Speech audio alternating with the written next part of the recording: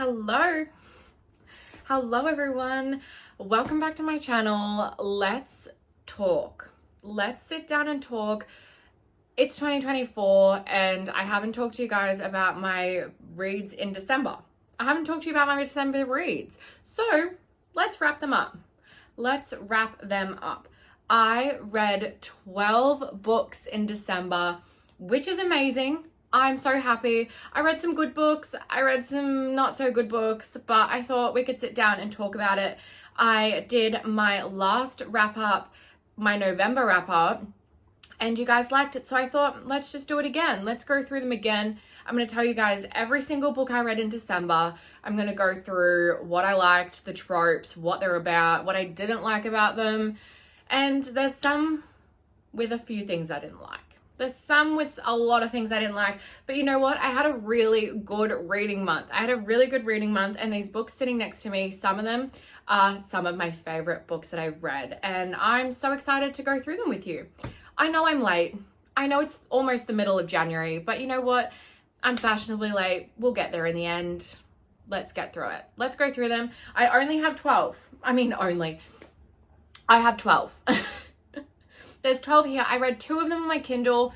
Actually, I read all of them on my Kindle, but I have 10 of them in paperback, and I have 2 that are only on my Kindle, and I probably won't buy one of them. So let's go through it. Let's get my iPad out. I've written some notes for you so that you can see what I actually think. I've sat down and I've really thought about it. Let's go through it. Alrighty. So December is one of the busiest months of the year, and I'm so happy that I got 12 books read, and I also read a few Christmas books while I was at it too.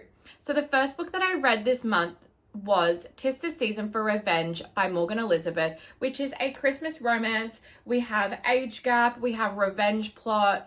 It is a very good Christmas read. I really liked it. I flew through it. It's not a big book either. It follows Abby, who's in a serious relationship until her toxic boyfriend ends things suddenly. Her and her friends decide to get revenge by setting Abby up with her ex-boyfriend's boss without him knowing who she is. It all starts out as a revenge plan, but then Abby starts catching feelings for the dreamy dominant man. What will she do? This book was so good. I really enjoyed it. I thought that it was a very interesting storyline. It was something I haven't really read much of. I mean, the start of it wasn't as great. I felt like it was very, I don't know, it just felt too revengey for me. Like the revenge plot was too, it was just like, why are you doing this? That's why it only got 4 stars. But by the end of it, I loved these characters and I loved the book. So that's why I only gave it 4 stars. Now, the next book that I read was Behind the Net by Stephanie Archer. This book was sitting on my bookshelf for God knows how long. It has been there for so long, and I don't know why I didn't pick it up sooner. I have no idea. But I'm really loving my sports romances at the moment. And I was like, you know what? I'm going to pick it up. I've heard so many good things about it. So I was like, okay, I'm going to give it a go. I read it on my Kindle and I don't know why I left it so long. I have no idea. This is a 5-star read for me. It was so good. I really loved it. I loved the characters. I felt such a connection to both of the characters and I really liked the story. So it is a hockey romance. It's workplace, high school crush, forced proximity, and grumpy sunshine. So good. Now, it follows Jamie, who is the hot, grumpy goalie, and Pippa is going through a terrible breakup. She finds herself becoming Jamie's live-in assistant. Jamie doesn't have time for a relationship, and Pippa is trying to figure out her next step. What happens when lines begin to blur and her high school crush What happens when lines begin to blur with her high school crush when they reunite? Guys, this was so good. It was kind of a slow burn. They didn't really get it on until after halfway through the book, but the tension was brewing. And then things happen and you just don't want them to end. So good. I love this. This is probably one of my top hockey romances that I've read. I really loved it. It was written so easily. You can just read it so easily, so bingeable. I think I read this in a day, and Stephanie Archer did such a good job. So this is the first book in the Vancouver Storm series. Really, really loved it. Really, really recommend. So the next book that I read in December was The Mistletoe Bet by Maren Moore. I picked this up because look at the cover of it. I saw it on Amazon, just scrolling, I found it and I was like, this is so, so cute. And I ordered it and I'm so, so glad that I did. It is small. It's not really a novella. It's more of a short story in a sense. But guys, this one is so worth it, and it's also on Kindle Unlimited as well. I gave this one 4 stars because it was just so good. I usually don't give 4 stars to smaller books, but it was so worth it. It is a Christmas book. It is childhood friends to lovers. It's brother's best friend, and it's grumpy sunshine. Those are some of my favorite tropes. I am not gonna lie. It follows Quinn, who absolutely hates Christmas. She has come back to her hometown and cannot wait to leave. Parker has made it his goal to show Quinn how magical Christmas is. One kiss leaves Quinn wanting more after years of unrequited love with her brother's best friend. Will she find more than her love for Christmas by the end of her trip? So good. This book is so good considering how small it is. I read this in 2 hours. I couldn't put it down. I loved it so much. Maren Moore did such a good job. I just loved the whole concept of it. I loved both of the characters and just the Christmas theme. And it wasn't too heavy Christmas in the sense like it wasn't shoved down your throat. And I really loved that. I just absolutely loved it. I love some of these moments in this book and I will not forget it. There is a scene in his doctor's office where it lives in my head rent-free. Just saying. Just saying. The next book that I read in December was Mercy by Sarah Kate. So this is the 4th book in the Salacious Players Club series, and I gave it 3 stars. I gave it 3 stars, and it just sucks because I loved the first 2 books of this series, and I just feel like the 3rd and 4th really just disappointed me in a sense, and I can't explain it. So it is Reverse Age Gap, it is Femdom, and it is Best Friend's Son. It follows Maggie, who is the co-owner of one of the largest kink clubs and doesn't know what she likes in the bedroom, until she takes a quiz and finds out a lot of new things about herself. When she matches with a man on the club's dating app and decides it's time to try something new. Little does she know she matched with her best friend and co-owner's son, Beau Grant. Beau is a brat and doesn't believe in the sex club until Maggie. How will these two navigate this relationship, and how will Beau come to terms with it all? This follows Beau, who is the son of Emerson in the first book, Praise. You learn a lot about him in the first book. He really doesn't like this sex club. He doesn't like it. He doesn't believe in it. He doesn't understand it. He thinks it's just stupid. Until now, look, some of the moments in this book were really, really good. I read it really quickly. Sarah Kate's writing is amazing. The spicy scenes are top notch. She writes them so well. I've said this about her so many times, but I just didn't like it. I had no connection to both of these characters. I just thought that it went from 0 to 100 and there wasn't really a lot of character building throughout it. Like, yes, we got a lot in between, but I didn't feel like I got to watch the character build. I felt like it just happened behind closed doors in the sense.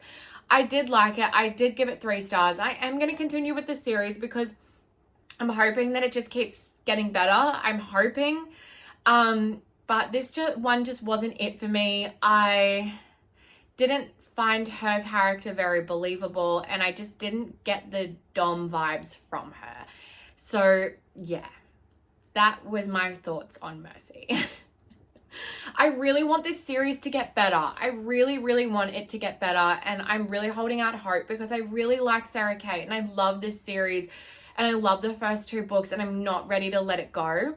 There's 2 more books that I have to read and I do want to try and get them read this year. So cross your fingers for me because I want to give it another go. I'm not ready. I'm not ready to say that I'm done with this series.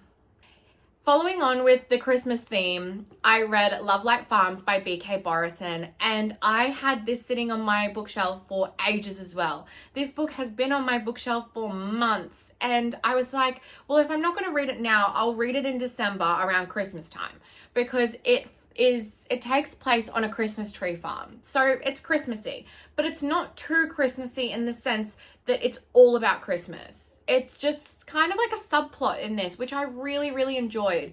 It's not very big. It's a very easy read, and I actually loved it. It was 5 stars, and I'm so happy that I read it when I did. It was perfect timing, and I love this book so much. So it is small town Christmas. We have fake dating and we have friends to lovers. Now, I don't usually love a friends to lovers. And you know what? I think I'm changing that because every friends to lovers I've read recently has been amazing. So I think I'm going to have to stop saying that I don't like friends to lovers because I think I do now. I think I do. So it follows Stella, who owns a struggling Christmas tree farm and finds herself applying and being accepted into a competition that can save her business. Only thing is, she lied on her application saying her and her boyfriend fell in love and bought the business together. Only thing is, she is terribly single, like the most single. In walked her best friend, Luke. They agreed to fake date, but will unrequited love change their whole relationship? Guys, this book is so good. So good. The concept is really great. I just loved Luke. I loved their relationship. I loved how at the end you sort of, I don't want to spoil it, you sort of got a happy ending, but you sort of didn't at the same time. It was very realistic in a sense, and I really liked the side characters as well. We got little snippets from them. And I do recommend this one, even if it's not Christmas time anymore. I think it's great. It's a great small town. I really, really enjoyed it. So I gave it 5 stars. It was a 5-star. It wasn't overly spicy. If you're looking for a spicy book, I probably wouldn't recommend this one. But it is really cute and fluffy. It's just all the good things about a small town romance, really. It's just all the good things. Once I finished Love Light Farms, because I loved it so much, I was like, I'm going to read In the Weeds, which is the second book in the series. It's an interconnected standalone series, so it's not necessarily you have to read them. But this follows one of the side characters in the first book. So the farmer who owns the Christmas tree farm with her and works there. So essentially what it is it's a second chance small town, one night stand, grumpy farmer, social media star, forced proximity. I am going to say this now. I gave it 3 stars. I think that if I waited to read this after a while after Love Light Farms, I probably would have loved it. But I think that reading it straight after was probably my downfall and probably why I only gave it 3 stars. It had the potential to be more, except I think that I didn't love it as much. And I was constantly just putting them together and going, it's not as good. I'm not loving it as much. I don't love the characters. I didn't have a connection. I just felt like there was a lot lacking. So that's why I only gave it 3 stars. But you know what? If I read it at a different time, maybe I would have rated it differently. Who knows? So it follows Evelyn and Beckett, who had a steamy weekend fling that they'll never forget. They part ways and plan to never see each other again until Evelyn shows up to do an article on the Christmas tree farm Beckett works at.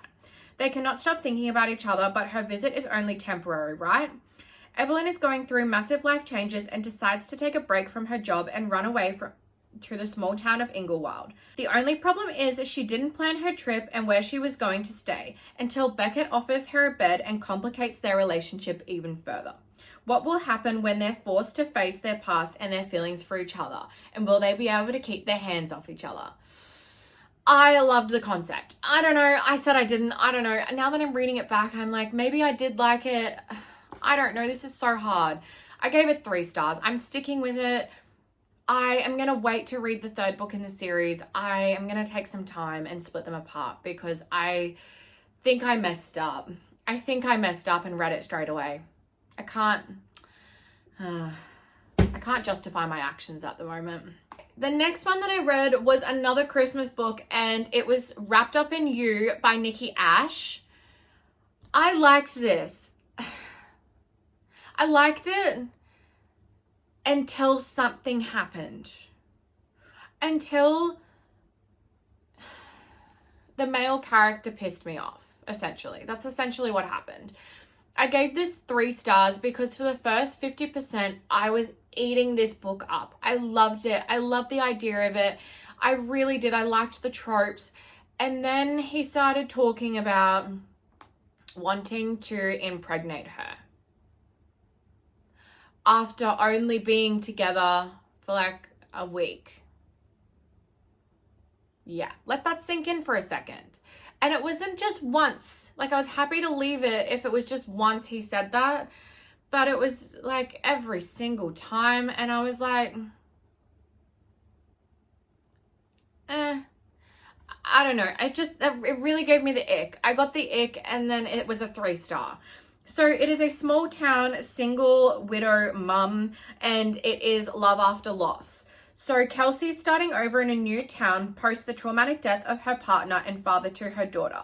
Little did she know she was running straight into the arms of a hot masculine firefighter, Pierce. Kelsey is struggling to stay afloat with everything working against her, and Pierce was born to help people. The only problem is Kelsey's late partner died in a house fire, and Pierce makes a living off running into burning buildings. Will she be able to overcome the fear and find love after loss? That's what it's about. That's it. I really liked it until that. Also, if you like single mom, single dad romance, but you don't want there to have a lot of like kid involvement, then this book is probably not for you. There is a lot of kid involvement. There's so much in here, which is great. I really liked it. It's just that one thing I talked about. Just that one thing that I couldn't get over. So that's why I only gave it 3 stars. And I read that one on my Kindle, and I will not be buying the physical. I don't want that book. I don't want it. The Fake Out. So Behind the Net's the first one. The Fake Out is the second one. And this one's just been released. It was released in December, I believe. So this book was so good. So good. It made it onto my top 10 for the year. That's how good it was. And I read it in December. I know, crazy. So what it is it's a hockey romance. It's fake dating and it's unrequited love. I gave this 5 stars. It was so good. I highly recommend this series. The best way to get back at your ex is to fake date his biggest rival, right? The second book in the Vancouver Storm series follows Pippa's sister Hazel. When Hazel's toxic ex-boyfriend shows up at the same hockey team she works for, the only way to get him off her back is to make up a relationship with her oldest friend and the most arrogant hockey player, Rory Miller. Rory Miller has loved Hazel since high school and will do anything for her, and this fake relationship is the perfect way to get closer to her. Will the relationship stay as fake, or will it turn into more?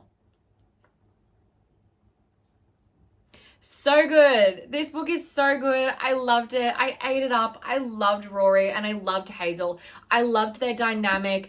I loved the sexual tension build up in this. You also didn't get much spice until probably halfway through, which was perfect. It was perfect. I loved this. I loved this book so much. It was so good. It was better than Behind the Net, and Behind the Net I thought was the best of the best. I'm really loving my hockey romances at the moment. I really loved this series and I can't wait to see more from it. And I loved the little cameos from the characters in Behind the Net. I just love it when they do that. So I really liked this one. I really loved it. I think you should read the series if you like hockey romances. Just saying. And they're on Kindle Unlimited. So what could go wrong? The next book that I read in December was Simply Mine by Laura Pavlov. This is the 4th book in the Honey Mountain series, and I've been reading this series for what feels like forever, but I'm so happy that I spaced them out. I gave this 4 stars. It was very good. Thinking about it again after reading it a few weeks ago, I just fell in love with it all over again. And it almost shows me that it's probably 4.5 instead of 4, almost 5. Because just thinking about it, I'm getting all those warm, fluffy feelings again, which I absolutely love when it comes to looking back on books and reviewing them. So, Simply Mine is best friend's older brother, right person, wrong time, teenage crush, second chance, and friends with benefits to lovers. It follows Charlie and Ledger. Charlie and Ledger have had their secrets, moments that no one knew about, young, in love, and all at the wrong time.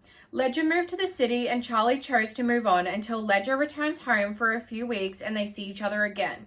It starts as rekindling their friendship, spending time trying to fill the hole left in both of their hearts until they realize they were never really that good at friends, and it always turns into something more. Except this time, there was an expiration date. Ledger would have to return to his old life, and Charlie would end up shattering the pieces of her heart she just repaired. Laura Pavlov knows how to write an amazing book. She knows how to write a small town romance that has me eating it up and leaving absolutely no crumbs. I cannot explain it. I don't know what she puts in these books, but I am obsessed. I'm obsessed with them, and I just love all of these characters, and I really love this series, and I am really sad to finish it, but I know that I have to because I just love her writing so much. Next book that I read in December was Consider Me. It was Consider Me by Becca Mack. I have a lot to say about this book. I don't want to drag it. I don't want to drag it through the mud because I did enjoy probably the first half of it. It is a hockey romance, reformed playboy, and miscommunication. I liked this. I gave it 4 stars, and then I sat down today to review it, and I actually changed my review back down to 3 stars. I just thinking about it, trying to describe this book, I couldn't, because nothing happened. Nothing much happened. I liked the premise of it. I liked the idea of it, but there wasn't much plot to it, and it's a big book. It is 500 pages. It's over 500 pages, and I can't tell you that much about what happened in it. So what I wrote was, Playboy hockey player Garrett doesn't do commitment. He's arrogant and only looks out for himself. Until one day he meets Olivia at his best friend's party and he decides to change his ways. Olivia wants nothing to do with Garrett and only dates for the long haul. Olivia is hell-bent on keeping him at arm's length, and Garrett will do anything just to get a minute of her time. So 3 stars for this one. I feel like it would have been a really good book if it was maybe 200 pages shorter. I felt like a lot of the book was just repetitive. I actually had to listen to it on audio to get through it, in the sense that I got bored. I got bored at the end because I felt like I'd read this story or just read this 100 times in the book, and it makes me really, really sad because I really liked the first half of it and I couldn't get enough, and then there just wasn't much to go on. It was playboy meets girl, decides that he's going to change his ways, girl doesn't want a bar of what the guy is offering, and then they end up getting it on. Like, I don't know. I know that this is, I don't want to be mean because I know that people love this book, and I will definitely try and read the rest of the series. I just think that this one wasn't for me. It wasn't for me, especially when I'd read such good hockey romances this month, that I think it was just a bit of a letdown. But I will keep trying. I will keep reading them. I have the other books. I want to give it a go. The next book that I read in December was Sable Peak by Devney Perry. This is the last book in the Eden series. It's the last book, and I finished the Eden series. And I didn't want to read it because I didn't want it to be over. And I loved this book. I liked this book. I didn't love this book, but I think that that's because I was comparing it to the others. So what it is it's a small town, single dad, unrequited love, found family, and romantic suspense. It follows Vera, who's chasing consistency after returning home to normal life after being on the run out of sight for years. Mateo has had his whole life turned upside down after finding out he is a dad and now has to do it all on his own. She's determined not to waste a minute of her newfound freedom, and the moment she lays eyes on Mateo Eden, her whole life is turned upside down. When Vera asks Mateo to teach her how to fly for her own selfish reasons, how will their relationship grow and what will they become? I liked the premise of it, I really did, and I loved hearing Vera's story and Mateo's story because we saw so much of them in other books in the Eden series, and I'm really happy that Mateo was the one to end the series. I really am. I just feel like we went from 0 to 100 in a sense where we didn't see a lot of their relationship development, and there was a lot in here that I feel like Devney could have done better, because I do love her writing. I really, really do. And I think that's why it wasn't a 5-star for me. I did like it. I really did. But yeah, it was a 4-star for me, and I'm happy with that. I'm really sad to see the series end. I really wasn't ready. But onto bigger and better things from Devney, I'm sure. Now onto the last book that I read in December. The last book I read. I'm so happy that this was the last book I read of the year. It was my last book of December, and it was Daisy Hates. I put this book off for so long, guys. So long. I can't explain it. I don't know why I did. I think going into it, I was like, I like Maggie. Daisy was a bit of a bitch in Maggie's book. I wasn't excited to get to know her. I didn't really have any connection to her. I was like, whatever. So I never picked it up. I never really wanted to read it. I always had the intention to read it, but I never wanted to pick it up. And guys, I'm so glad that I read this. I'm so glad. Daisy Hates. Daisy Hates. I was screaming. I was crying. I was throwing up. I was doing it all in these books. I think that the Maggie Parks universe is one of my new favorite series. They really do it. Jessa Hastings really does these characters justice. The way that she writes these books are amazing. I am so angry. I'm so happy. I'm so sad, all at the same time. It makes absolutely no sense. But Jessa just does this to me. So I gave this one 5 stars, obviously. The tropes are miscommunication, mafia romance, found family. You've got 3 POVs, and you've got trauma bonding. Daisy Hates has been raised by her brother Julian since she can remember. Crime is all she knows, with Julian being a gang crime lord. But all she wants is a normal life. But that isn't in the cards for her. Life gets more complicated for her when she falls in love with Christian Hemmers. Christian's life isn't easy either after falling in love with his best friend's girlfriend, Magnolia Parks. So instead he uses Daisy to mask his true feelings. Until he finds himself head over heels for Daisy Hates. Both their worlds are complicated enough. Are they able to navigate their feelings for one another while experiencing tragedy after tragedy? If any of you are on the fence about reading the Magnolia Parks universe, please do it. I cannot explain it. These characters, they hold something special in my heart, and I loved the moments that you got from Magnolia and BJ as well. It was written perfectly. I love it. If any of you love Gossip Girl, this is very Gossip Girl-esque. These books are so good. I cannot wait to read the rest of the series. I don't want to read them too fast because I want to savor them. But this was really, really good. I highly recommend them. I loved it. So guys, that's it. I don't mean that's it. I mean like, wow, that's it. I cannot believe that I read 12 books this month. I cannot believe that some of them were so good. Yes, we had some not so good ones, but you know what? It happens. You can't read amazing books all the time, can you? No. So thank you guys so much for sitting around and listening to me talk about all of these books. If you like my videos, please like and subscribe. I want you guys to comment how many books you read in December. I really want to know. And I also want to know what your goal is for next year. What is your reading goal for 2024? I cannot wait to hear what you guys have to say. Please subscribe, please like, and I will link all of my other social medias below so that you can find me. I cannot wait to see you guys soon. I'll see you in my next video. Bye.